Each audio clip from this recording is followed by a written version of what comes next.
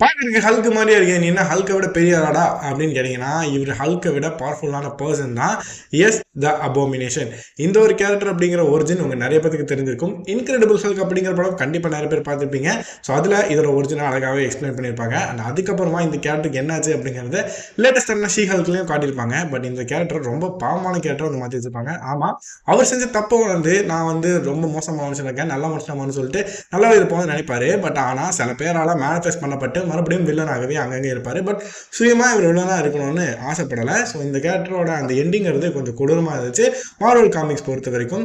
So முக்கியமா இவர் பண்ண பெரிய விஷயம் என்னன்னா, ஒரு யூனிவர்ஸ்ல ஹல்கோட வைஃபா இருந்த பெட்டிராஸ், அதாவது பெட்டிராஸ் இந்த யூனிவர்ஸை பொறுத்த வரைக்கும் சேரல. பட் இவர் என்ன பண்றாருன்னா அவங்க கொலை பண்ணியிருக்காரு. அதுதான் கொடூரமான ஒரு விஷயமா இவர் பண்ணதுலயே. என்னதான் இவர் ஹல்க் மாதிரியே இருந்தாலும் ரெப்டைல்ஸ் மாதிரி அங்கங்கே இவருக்கு உடம்புல வந்து முட்கள் இருக்கிறது இவரோட பெரிய பலம்.